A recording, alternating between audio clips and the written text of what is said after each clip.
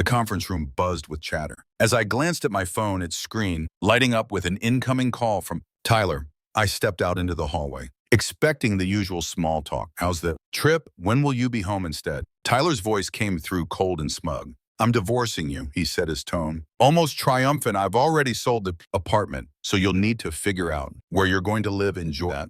For a moment, I couldn't breathe. The audacity of it, the complete lack of remorse, it was almost laughable. My hand tightened around the phone as his words sunk in. You sold the apartment, I asked, keeping my voice steady. Yeah, he said with a dry laugh. Nicole and I need the money to set up our life together. She deserves better than a tiny place like that anyway. Nicole, the name stung. I had suspected for months that there was someone else. Tyler's late nights, his sudden work trips, and the mounting distance between us all pointed to a third party, but to hear him speak her name so casually as if I were the intruder in their life lit a fire in my chest. Sounds good, I replied evenly. There was no way I was giving him the satisfaction of hearing me back. My name is Amelia, and up until that phone call, I thought I'd married a man. I could trust Tyler, and I had been together for 6 years, and while things hadn't always been perfect, I'd believed. In our partnership, we'd worked hard to buy our apartment, a cozy 2-bedroom in the city that I'd fallen in love with. The moment I saw it, it wasn't a home, it was a symbol of everything we'd built together, or at least that's what I'd thought. Looking back. There had been signs, small cracks in the foundation. I'd ignored Tyler's dismissive attitude. Whenever I asked about finances, his tendency to brush off my concerns with a charming smile and a quick kiss. I'd always assumed his confidence came from knowing what he was doing. Now I realized it came from knowing he could manipulate me. The rest of the day passed in a blur. I sat through client meetings, nodding at all the right moments while my mind raced. Tyler thought he'd won. He thought he could pull the rug out from under me, sell the home I'd worked so hard for, and walk away scot-free. But there was one crucial detail. He didn't know the apartment deed had been in my name alone for months. I'd had it transferred after we refinanced earlier. In the year, a move Tyler had agreed to, without much thought, because it meant a lower interest rate. He'd never bothered to ask about the details or read the paperwork. He'd signed. His carelessness was going to be his undoing. By the time I returned to my hotel room that evening, my shock had turned into resolve. I wasn't going to cry or beg. Tyler wanted to fight, fine. But this was a fight I was going to win. The first call I made was to Chloe, my lawyer and longtime friend. I laid out the situation in painstaking detail, my voice calm even as my pulse raced. He sold the apartment, she repeated. Incredulous. Does he even realize that he can't do that without your consent? Apparently not, I said, a hint of amusement creeping into my tone. He thinks he's already spent the money on his new life with Nicole. Chloe laughed dryly. Well, he's in for a rude awakening. The sale is invalid. You can prove sole ownership, and if he's taken any money from the buyer, he's on the hook for fraud.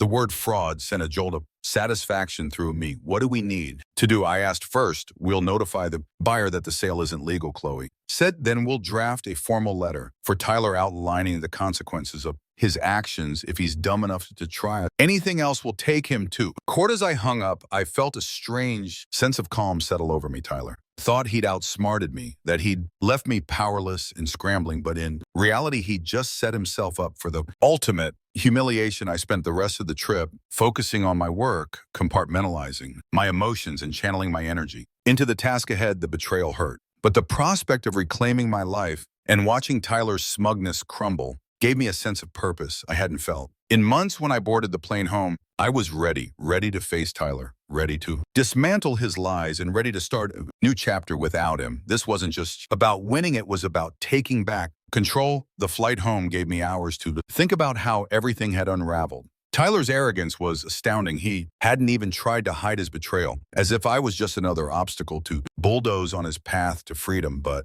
instead of spiraling into anger, I focused on what I'd do when I returned. Tyler thought I was powerless, but he didn't realize I'd been playing the long game without even knowing it. As the plane touched down, my first call was to Chloe.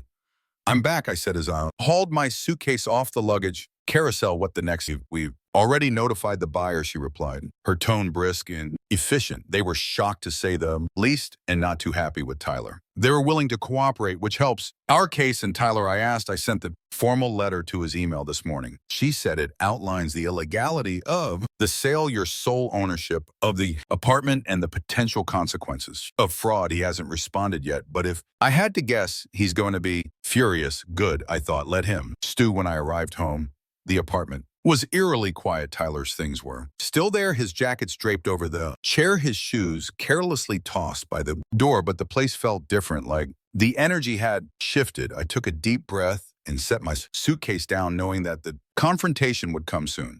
Sure enough, Tyler came storming in that evening, his face red with anger, and his phone clutched in his hand. What the hell is this? He shouted, waving the letter Chloe had sent. You're telling me I can't sell the apartment? It's half mine, no. Tyler, I said calmly, crossing my arms, it's not. The deed has been in my name for months. You can't sell something you don't own. He froze his face, a mixture of confusion and rage. What are you talking about? I grabbed the deed from the file I'd pulled earlier, holding it up for him. See, after we refinanced, I had the deed transferred to my name. You signed off on it, remember? Or did you just skim the paperwork like you always do? For a moment, he said nothing. His expression twisted into a sneer. You think you're so smart, don't you? This doesn't change anything. We're already made a deal, and you're going to look like a fool when it all falls apart. I stared at him, unblinking. The sale is already void.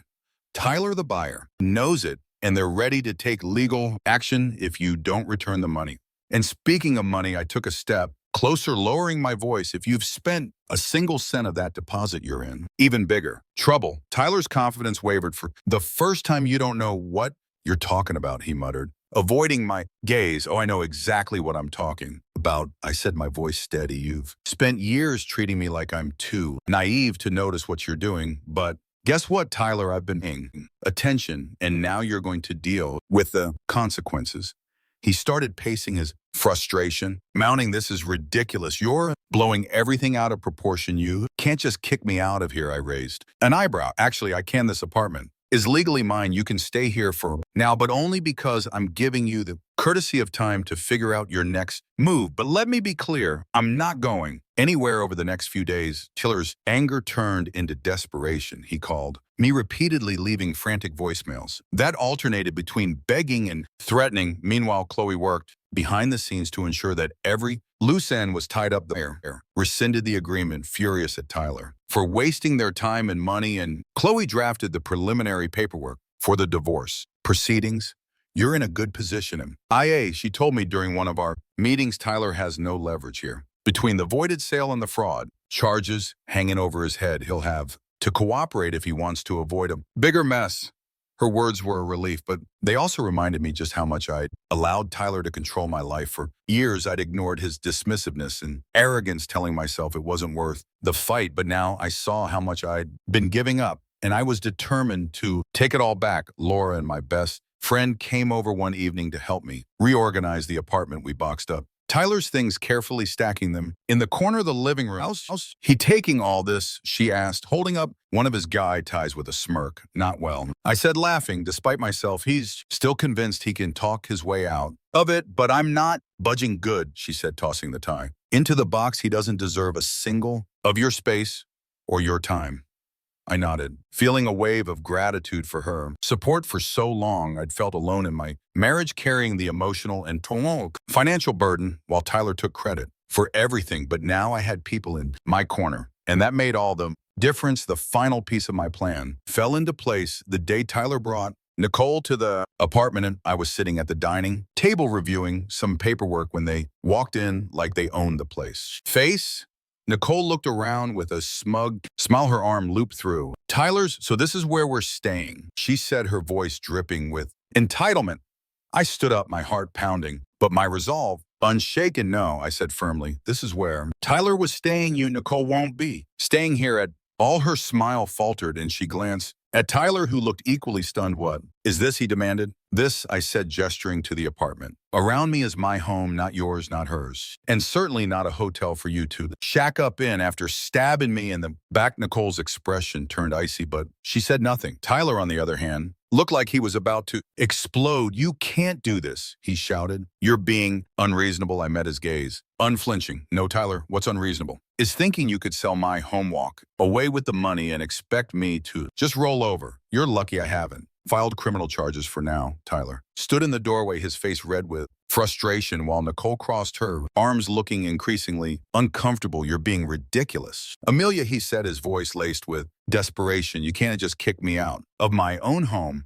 I took a step forward, my voice calm but unwavering. This is my home, Tyler. The deed has been in my name for months, and you know that. You signed the paperwork with even reading it just like you always do. So no, this isn't your home anymore, Nicole. Glanced at Tyler, her perfectly manicured hand tightening around her purse strap. Wait, what's she talking about? She asked, her tone sharp.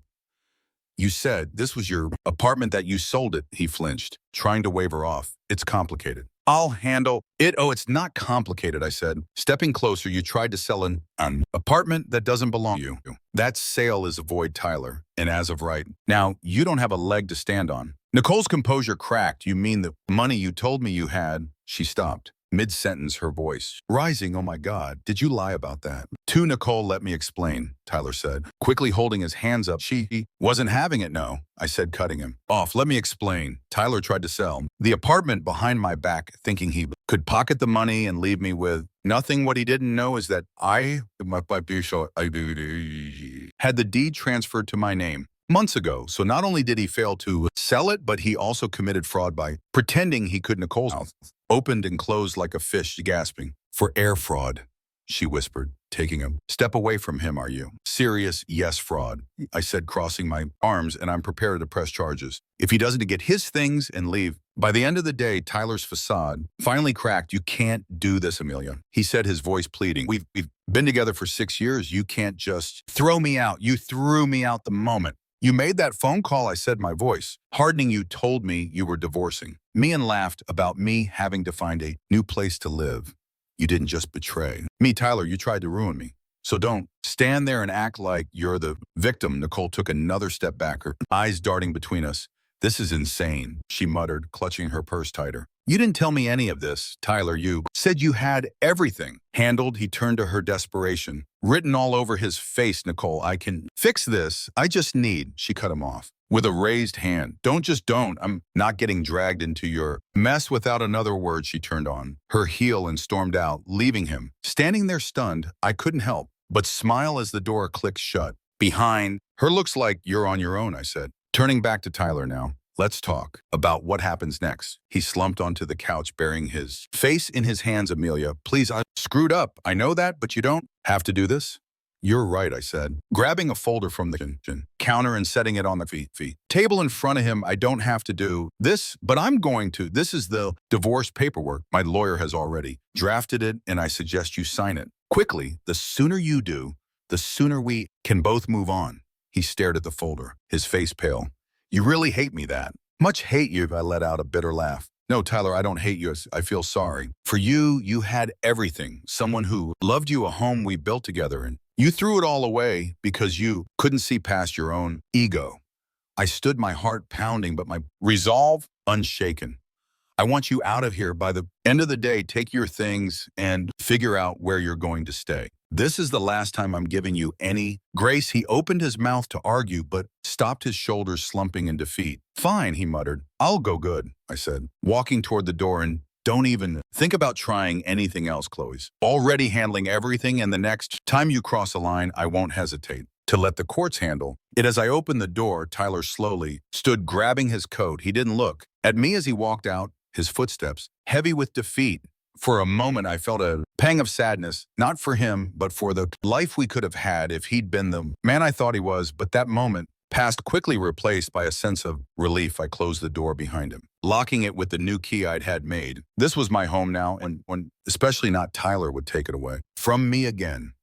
The silence in the apartment after Tyler left was deafening. For the first time in years, I felt like I could finally breathe the space no longer felt heavy with his presence, his entitlement, or his lies. It was just me, the home I'd built, and the quiet realization that I had won not just against him, but against every doubt I'd ever had about standing up for myself. I stood in the middle of the living room taking in the emptiness. Where his things had been, his oversized gaming chair, the framed jerseys that had cluttered the walls, and the gaudy coffee table he'd insisted on keeping were all gone. The apartment looked cleaner, brighter, like it was mine. Again, Lauren came by that evening with takeout and a bottle of wine. Is he really gone? She asked, plopping down on the couch with a dramatic sigh. Gone and not coming back, I said, pouring 2 glasses of wine. I gave him until the end of the day to pack his things. He didn't argue. Lauren raised her glass to fresh starts and well-deserved victories. I clinked my glass against hers, feeling the weight of the past week, slowly lifting to never letting someone walk all over me. Again, over the next few days, I began to reclaim the apartment piece by piece. I rearranged the furniture, moved my favorite artwork into the living room, and filled the space with things that made me happy. It wasn't just about redecorating. It was about turning the apartment into a reflection of who I was, not the person Tyler had tried to make me. Chloe called with updates on the legal proceedings, her voice filled with the kind of confidence that made me feel invincible. The fraud charges are off the table since the buyer decided not to pursue them, she explained, but the divorce paperwork is moving along smoothly. Once Tyler signs, you'll be officially free. Hearing the word free made my chest tighten. It wasn't just about the divorce. It was about everything I'd been carrying for years. The resentment, the self-doubt, the feeling of being trapped in a marriage that didn't value me. It was all finally being lifted. Tyler tried to reach out a few times. His messages ranged from half-hearted apologies to pathetic attempts to guilt me into reconciling. I made a mistake, one read. Can't we at least talk about this? Another was more desperate. You're going to ruin me, Amia. Is that what you want? I didn't reply. For once, I wasn't going to waste my energy trying to fix something that was broken beyond repair. He'd made his choices, and now he was dealing with the consequences. By the end of the week, the apartment felt like a completely new space, warm, inviting, and entirely mine. As I sat on the couch with a cup of tea, the city lights twinkling outside the window, I thought about everything had happened. Tyler's betrayal had been a shock, but it had also been a wake-up call. For too long, I'd let myself believe that I didn't deserve better, that I had to settle for whatever scraps of respect and love he decided to throw my way. But now I knew better. I wasn't just reclaiming my apartment. I was reclaiming my life. A month later, my life looked completely different. The apartment was unrecognizable, not because of any drastic renovation, but because of how it felt. It was a space that reflected me, my tastes, my personality, and my newfound independence. The absence of Tyler's clutter and his overbearing presence made the home feel lighter, freer. The divorce was moving along smoothly. Chloe had handled everything with precision, ensuring Tyler had no room to argue or complicate the process. He signed the papers without much fuss, likely realizing that he had no leverage. There was no grand showdown, no emotional plea to work things out, just a cold, clean break that felt both bittersweet and deeply satisfying. One day, as I sorted through some old papers, I came across a photo of Tyler and me from our early years. Together, we were smiling, arms around each other, full of hope and promise. I stared at it for a moment. The memories wash over me. There had been good times, moments when I truly believed we were building a life together, but those moments were gone, overshadowed by years of neglect, manipulation, and betrayal. I tucked the photo in cut the photo into an envelope and put it away in a drawer. It wasn't worth keeping out in the open, but I wasn't ready to throw it away there.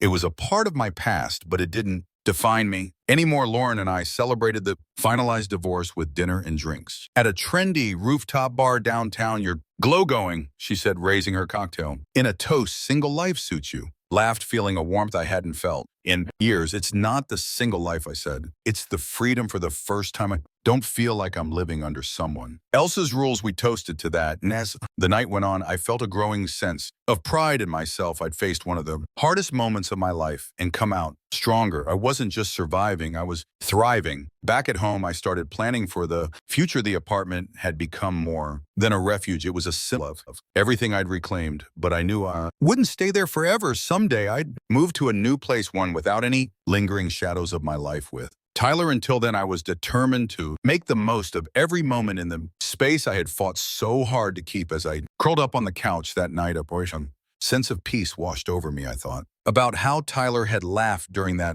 phone call, so certain that he'd won, and I couldn't help but smile. His arrogance had been his downfall, and my quiet strength had been my salvation. This wasn't just the end of a marriage. It was the beginning of a new chapter one, where I called the shots, one where I chose happiness on my own terms. And after a long time, I felt truly free.